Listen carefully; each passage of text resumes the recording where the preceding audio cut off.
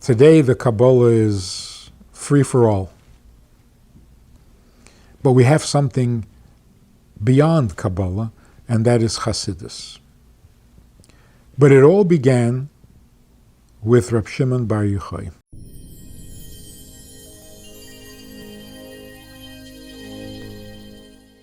This is a whole new setting. This is the Levi Yitzchak Library in Crown Heights. We just had an interesting tour. People from all over the world, 5 or 6 different countries, Jews, some non-Jews, and it's fascinating, the interest that people have in learning about the community and about its culture and its religion. And I tell them that we really don't have a culture and we really don't have a religion. So they struck out on both counts. This is a unique community, probably in the world, because it's a community that lives a philosophy. Culture? We don't really have a culture. You have every language spoken in the streets here. Religion? Well, you all know, Judaism is not a religion. It is the purpose for which we exist. So it's fascinating how people respond to this message. Really awesome. So one of the indications, one of the proofs that this community is a community that lives by a philosophy is what's going on today, Lag Baomer in Crown Heights. The streets are overflowing with people. You can't move. Traffic is closed or at a standstill on the streets that are still open. There are parades, there are parties, barbecuing all over, children playing in the parks. What exactly is Lag Baomer? Well, first of all, it is the 33rd day of the counting of the Omer. We're counting 50 days from the second day of Pesach until Shavuos, and today is 33. The 33rd day. In terms of emotional detail, which emotion are we working on this week? The emotion called Hod, and today is the Hod within the Hod, which means glory within glory, as it's translated. For all practical purposes, we won't get into it now. For all practical purposes, Hod means I can put you first. You come first. You are right. Your needs are important, not mine, or more than mine. Now that faculty, the ability to put you before myself, can express itself in 7 different ways. Through kindness, through judgment, through compassion. But what's motivating it all is the significance of you. The word Hod comes from the word Hoda'ah or Modim, to acknowledge. To acknowledge another person's presence, another person's importance, another person's superiority. That is the attribute of Hoda'ah. So, Modeh ani lefanecha, the first thing we say when we wake up, that is acknowledgement. Just being aware of someone else is a human talent, a human virtue, because our egos could overwhelm us to where we are not aware of anyone else. We think only of ourselves, and everybody else is either an extension to myself or a threat to myself. Those are antisocial people. But the ability to recognize another person's reality, another person's existence and validity, that's Hod. but it comes in different degrees and different flavors. When we say the Hod within Hod, we mean Hod for its own sake, not as it's expressed through other attributes, but pure Hod itself, the essence of Hod. And this day, it turns out, is the yahrzeit of Reb Shimon bar Yochai, or Rashbi. Rashbi was a disciple of Rabbi Akiva, the famous Rabbi Akiva. And after 24,000 of Rabbi Akiva's students died over a period of time in a plague,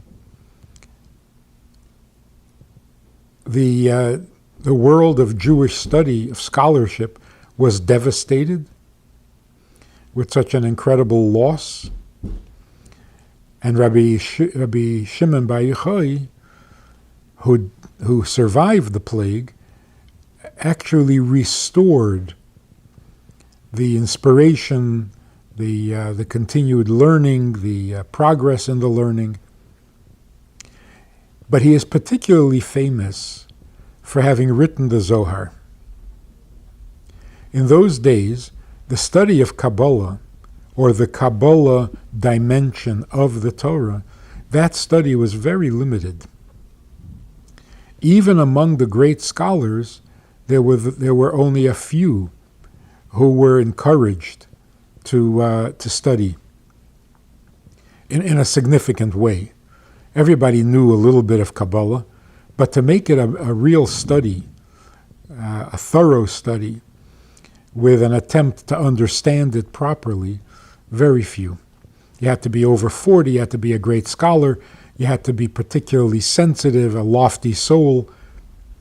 I mean, we can't imagine the greatness of the souls of all of the sages of the Mishnah. And yet, many of them were not invited. They didn't have that special sensitivity for the study of Kabbalah.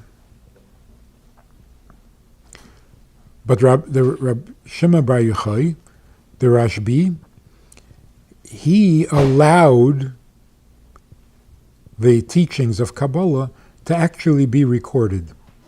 And that was the book of the Zohar, the first written work on Kabbalah. Since then, a lot has happened. The Baal Shem Tov, following the path of the Maharal of Prague, who encouraged the study of Torah, and the ruling of the Ari in Tzfas 400 years ago, that the time has come to make this secret wisdom available. The Baal Shem Tov took it a giant step forward. Of course, when the Baal Shem Tov taught Kabbalah, it was very brief. It was simply a taste.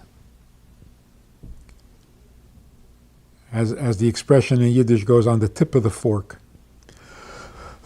Just a little taste. But the Alter Rebbe made some of the teachings of Kabbalah absolutely understandable, reasonable, convincing, even debatable. People could ask questions, get answers, study further, dig deeper. It became a subject like every other subject available to the human mind. Today, the Kabbalah is free for all. But we have something beyond Kabbalah, and that is Hasidus. But it all began with Reb Shimon bar Yochai. One of the stories about Reb Shimon bar Yochai is that he lived in the time of Roman occupation of Israel, and it was dangerous to teach Torah, to study Torah, to practice Torah. Reb Shimon bar Yochai was hiding in a cave for 12 years. During that time, he studied Kabbalah with angels and with souls of ancient Jews, and he became the master of Kabbalah. He also became so holy, his soul was so present in his body, that when he came out of the cave, he was there with his son. When they came out of the cave, the holiness, the strength or the power of his holiness was so intense, and he was so shocked to see how people lived ordinary lives in the presence of the Shekhinah, in the presence of God on earth, because they were unaware of God's presence. So he saw a person working in the fields, and he was horrified. How can you allow yourself to be distracted from God and actually get busy working the ground as if God wasn't there? And that little criticism that he felt, that condemnation, caused the person to become a heap of bones. And God said to Rabbi Shimon bar Yochai, "You came out of the cave to destroy my world? Go back." He went back into the cave for another year. At the end of the 13th year, when he came out, not only was he understanding, tolerant of people living their ordinary lives, but he himself engaged in making life more livable on a very simple, practical level. One of the things he did to show this, there was a field that sat between homes and a study hall.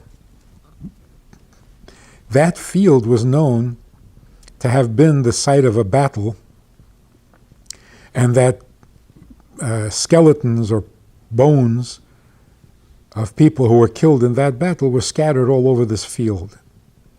So the Kohen, who was not allowed to walk over a dead body or part of a dead body, had to walk around the field in order to get to the study hall.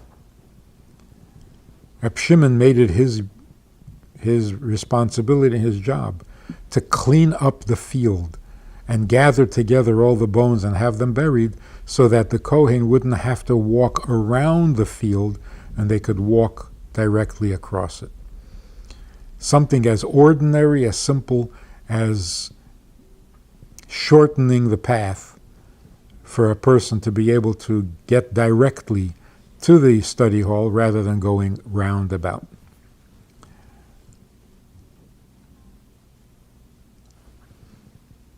We are told that this day, the day on which he passed away, is the day which he declared as the conclusion, the apex of all of his accomplishments, of all of his learning, and of his mission on earth. Which means it was not the end of his life, which would make his yahrzeit a sad time, but on the contrary, today all of his efforts are crowned with completion. Everything he did is now perfect and gets the seal of approval.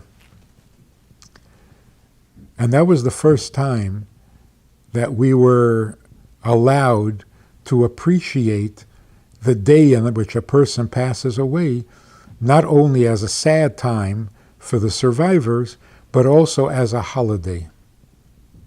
When godliness is completed in an individual's life, that makes the world godlier. It makes godliness more accessible to the average person, and therefore the yahrzeit should be celebrated. And I'm sure you know that in Israel, Today is an amazing day where hundreds of thousands of Jews make their way to Miron, where Rashbi is buried, and there are bonfires, and there's barbecuing, and there's celebrating all day, from beginning last night, all day today, and into the night tonight. It is really one of the special days on the calendar in Israel. The practical lesson we get from that is if we're celebrating a yahrzeit of our parents or grandparents, we should know that it's not only a sad time, bittersweet, but it is also a form of a completion, an elevation, a perfection that is attained, and that it should be celebrated. Every life that has ended has also concluded. And the conclusion of a mission, the conclusion of a project, the conclusion of some construction is a celebration. So we celebrate the person who passed away, not only mourn the loss. In fact, the mourning has a certain limit. Obviously, the first year you mourn intensely, but with each passing year, the mourning becomes less painful, less emotional. But the celebration aspect of a yahrzeit gets greater every year, because every year the soul of the departed goes up a higher level, which means the godliness that that soul now attained after a year of being in heaven, now that becomes available to those who follow or study the teachings or the example of the one who passed away. So the celebration keeps getting stronger, the grief, the sadness keeps getting weaker. If you enjoyed this conversation or this topic, and you're looking for more information, or you want to hear it again from another angle, there is a way to do that. And that is in this book. It's all there. Order it from Amazon. You can read it, reread it, and share it. I want to invite you to join us as VIPs, partners in our work, and join us also for a personal chat with other members of the VIP club. We talk about many things. There's an opportunity to ask, to respond, to make a comment, to meet the other supporters. And together we can really make a difference in Jewish life and in life in general. So join us. It's goodtoknow.org. Log in, call, make contact, and join us with the VIPs.